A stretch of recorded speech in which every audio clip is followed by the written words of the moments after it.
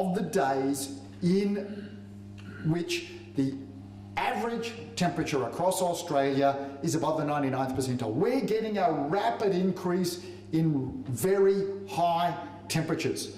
That's an indication that not only does climate change affect mean temperatures, it affects the extremes. If we can go to the next slide, please. And in the same period, and a much earlier period, if we look at this graph here and this line, we see carbon dioxide concentrations. And carbon dioxide stayed reasonably flat for most of the last 10,000 years. The concentrations were very stable, around 280 parts per million, until the Industrial Revolution, until mining of coal and other fossil fuels provided a wonderful new energy resource to power the Industrial Revolution. And unfortunately, the waste products from burning fossil fuels have just been dumped into the atmosphere. And we can see that the carbon dioxide concentration, the waste product from burning fossil fuels, has led to the increase in concentration such that over the last 100 years, we have now got an increase in concentrations from 280 parts per million to 396 parts per million. Now, the former head of my department, Ian Plimer at the University of Melbourne, says this is due to underwater volcanoes. They've got to be underwater because people see when the volcanoes are underground. Well, he's wrong. We know lots of reasons why he's wrong, mainly because concentrations of carbon dioxide in the ocean are lower than in the atmosphere, that there's an associated decrease in oxygen associated with the burning of fossil fuels. But the other reason, we can see on this graph a decline, the upper graph is declining, and that measures the isotopic ratio of carbon-13 to carbon-12. And that's a strong indicator that we're getting photosynthetically processed carbon is being released into the atmosphere from burning fossil fuels. You don't get that out of any volcanoes. You also don't get methane, you don't get nitrous oxide. We know 99.999% of the increase has been due to burning fossil fuels and land clearing and other human activity. Can we go to the next slide, please?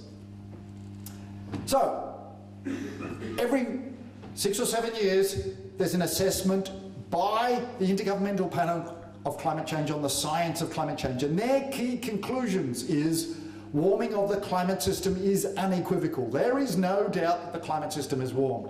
And their second key conclusion, it's extremely likely that human activity has been the dominant cause of the warming of the climate over the last 50 years, since the middle of the 20th century.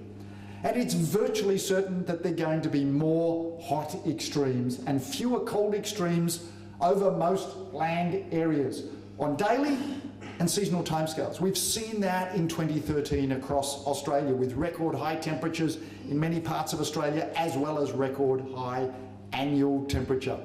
We can go to the next slide, please. So, we've got warming of the climate system. The Intergovernmental Panel has concluded that that's mainly due to human activity. Most of that human activity is the burning of fossil fuels. So if we use the same climate models that have been used to understand the causes of the climate changes over the 20th century, we can also look at what's likely to happen in the future. And I'm going to talk about two separate scenarios. The red scenario is essentially the temperatures associated with business as usual emissions. That might be the Tony Abbott coal is good for humanity scenario, and it's associated with ongoing growth in burning fossil fuels until it's hard to dig it up. And the other scenario is the scenario that in fact the Australian government has committed to, which is limiting global emissions so that warming globally does not exceed 2 degrees above pre-industrial levels. That is the level for which the world, the governments around the world, assessed that dangerous climate change was less likely to occur. It is clear that this red business as usual scenario, the Tony Abbott scenario, has a best estimate of warming of around 5 or 5.5 degrees above pre-industrial levels, above levels in most of the last millennium. Our planet hasn't seen temperatures like that globally for more than 50 million years. The last time it was that warm was in a period called the Paleocene-Eocene thermal maximum 53 million years ago, and yes, Ian Plimer writes about that in his book. He doesn't write about modern climate change as being real. Let's look at the emission scenarios. There's business as usual. We're now emitting something like 38 billion tonnes of carbon dioxide from burning fossil fuels and land clearing into the atmosphere. What do we have to do to be on that blue path? We have to have zero emissions by 2080. We have to go to negative net emissions after 2080. We have to have more than 50%. Globally, best estimate is 80% emission reductions by 2050 in developed countries and only 50% emission reductions in developing countries. That does not appear to be the policy of either the Labor or the Liberal government, and is certainly not consistent with coal is good for humanity. So let's look at some of the adverse impacts in Australia. If we go to the next slide, please. This is a slide, a graphic put out by a group called the Climate Commission, set up by the former government and dissolved the day after the Liberal government took office. It was established by the former government, it was dissolved by the present government. They were set up to provide information about impacts of climate change. And this is their graphic of the impacts of climate change in Victoria over the next 50 years or so. Changes in rainfall patterns, so reductions in stream flow, increases in the number of very hot days, reductions in water available for agriculture, declines in snow cover, particularly in springtime, increases in sea level along the coastal areas, and increases in fire weather. If we think about the last decade, we've had increases in fire weather, we've had more hot days, we've had declines in rainfall, we've had declines in snow cover, and we've had increases in sea level. These things that are projected to get much worse are already happening in Victoria and all around Australia. Climate change is not something that's going to happen in the future, it's happening already. If we can go to the next slide, please. My summary is not my summary, it's actually the summary from the Climate Commission in its last report before it was dissolved. The Climate Commission dissolved and reappeared like a phoenix from the ashes as the Climate Commission, funded by public support. If you want more information or any of these reports, go to the Climate Council website. Our understanding of the climate science is really good. We're already seeing the impacts of climate change, particularly environmental impacts, but also social and economic impacts of climate change in Victoria already. We know that future climate change poses major risks, but actually there have been some really good things happening in terms of reductions in energy consumption and increases in renewable energies in Australia. But the clearest conclusion from the last IPCC assessment and the clearest conclusion from the Climate Commission's report is that if we are to avoid dangerous climate change, most of the existing fossil fuel reserves, most of the existing coal has to stay in the ground. And the best thing for humanity from coal is to keep it underground, not burned and sitting in its waste products sitting in the atmosphere. So Tony Abbott is right, coal is good for humanity, but only if it stays in the ground. He forgot to say that. Can we go to the next slide, please? It's also important that our Victorian leaders understand this. This is an editorial. The British Medical Journal rarely writes about climate change, but the British Medical Journal earlier this year said that the IPCC's new report, the Science Report on Climate Change, should leave the world in no doubt about the threat the scale and the immediacy of the threat to human survival, health and well-being. That is the concern about the impacts of coal on humanity. And what's the Victorian government doing? Well, it's dropped the state 20% emission target by 2020 and introduced, and we've lost this, policies to dig up more brown coal and sell it to anyone's foolish enough to buy it. I hope this gives a brief overview of the science. Thank you.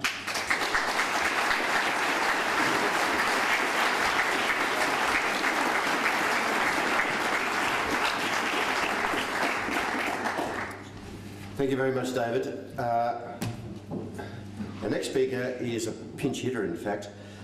Kelly McKenzie is the Australian Youth Climate Coalition's Communications Director and has been with the AYCC since 2010, starting as a climate change presenter in schools in South Australia. With a background in sustainability education, Kelly is passionate about empowering young people to act on climate change. She was with the South Australian branch of the AYCC, working on the Repower Port Augusta campaign, the Walk for Solar and Youth Decide. She then made the move to Melbourne to coordinate the Start the Switch high school program in 2013. This was followed by a brief stint with WWF doing communications for the Fight for the Reef campaign, and has landed back in a dream job communicating climate change to AYCC's 110,000 online members. Please welcome Kelly McKenzie.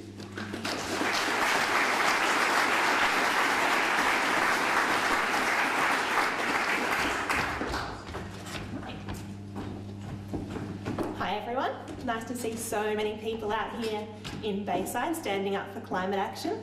It always makes my heart warm as a young person to see so many of our elders out here supporting our future generations. So a bit about me to start with. I have been a passionate environmentalist since I was a young'un. Back in high school I was a self-appointed environment captain, turning off all the light switches at lunchtime and telling people off for putting the bottles in the wrong bin. But it wasn't until I kind of learnt about climate change that I knew I had to dedicate my life to solving it. And you know, I'd learnt about it a bit in school with the carbon cycle, presentations like David's, where it's a bit doom and gloom and your future doesn't look too bright. But I got the opportunity to go to a conference up in Darwin where I heard from a woman named Ursula. And she was from Papua New Guinea, and she'd come to the conference to kind of plead to the group because her island was going underwater. We know that rising global temperatures cause sea level rise, and that's the worst news for our Pacific Island neighbours. They're our brothers and sisters, and we're not really looking after them. And in fact, our business model is in direct conflict with their future. And Ursula was saying, you know, this isn't just moving from one island in Papua New Guinea to another island where you know everyone and you're all buddies. It's about moving your entire culture. You don't know the language of where you're moving. You have to rebuild. You have to build a new house, make new networks, and you have no sense of place. And I thought that was completely unfair, because why should the people who have very little to do with causing the problem suffer from it the most?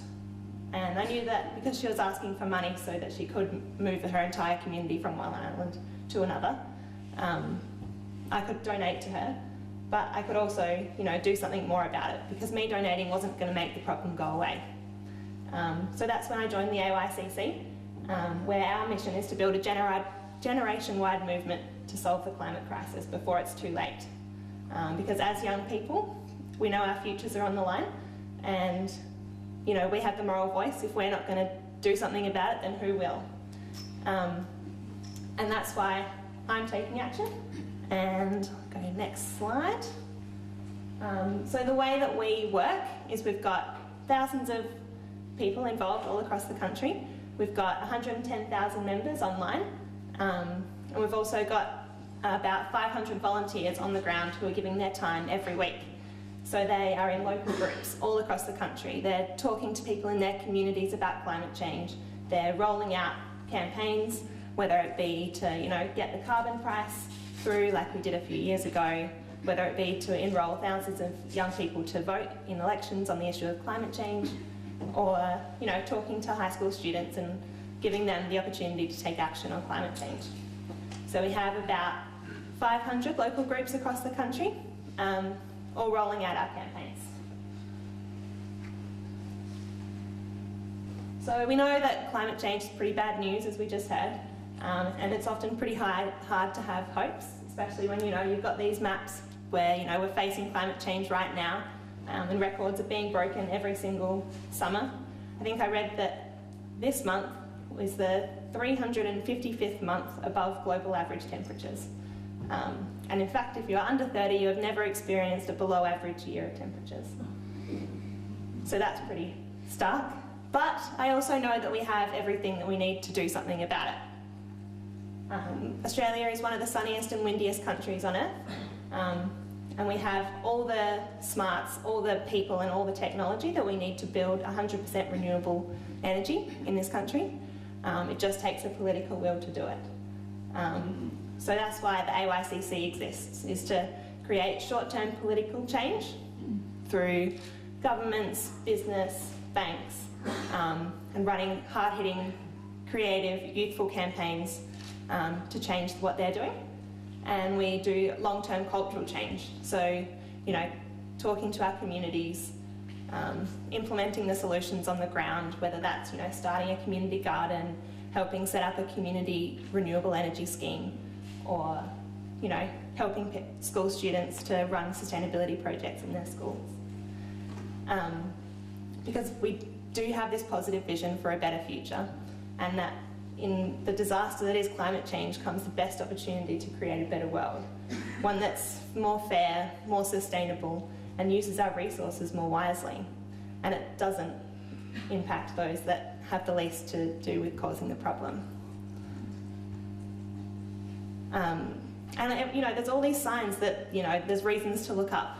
China's peaking their coal use and have just imposed a tariff on their coal imports. So, Tony Abbott's vision of us exporting our coal to the world is dwindling and dwindling every month. Renewables are getting cheaper and cheaper as we produce more and more of them, and they're overtaking coal and gas in affordability as coal and gas and oil become harder and harder to dig up. And it's bringing so many jobs to our communities.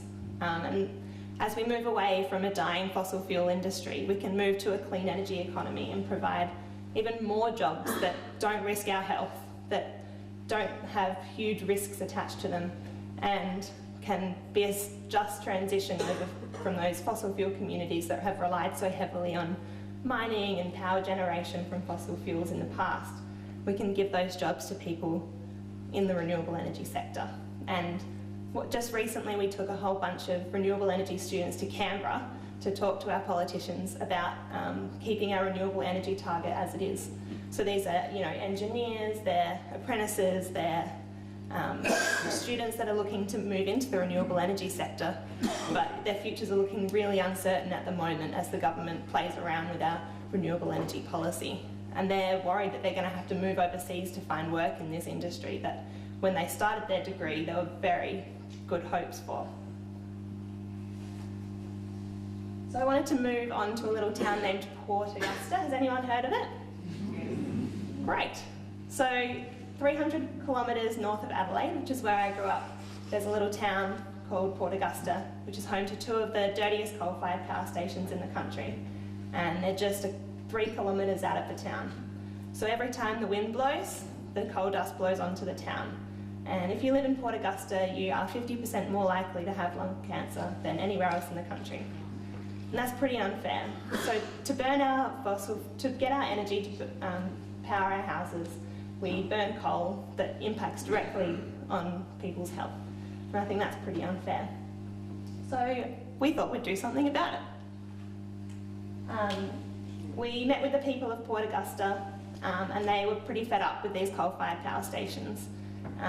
They were causing health problems, they were laying off workers every year, and it was a pretty unstable future for the coal mine and the coal station.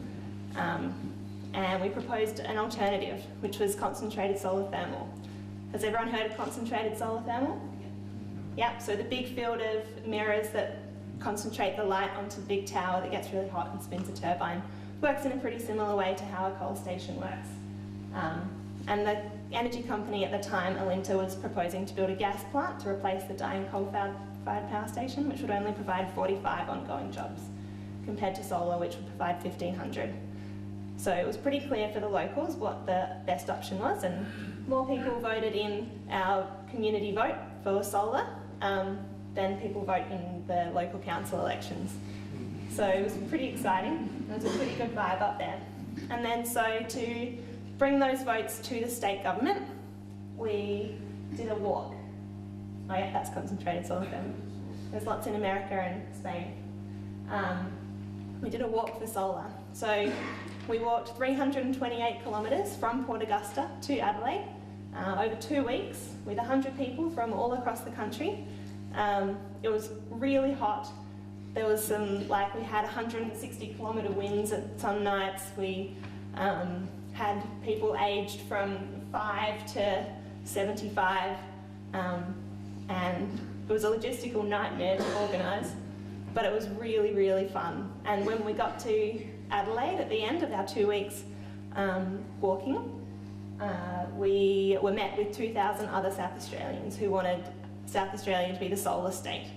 So it's pretty exciting, and it's come great bounds as well. We've had continuing pressure and been talking to lots of politicians in South Australia, and Alinta, the energy company, has officially got on board with the idea of solar thermal, and the South Australian government are currently doing a feasibility study into making it happen. And it all started from a bunch of young people working with a local community to make it happen, so I think that's pretty awesome. And a great,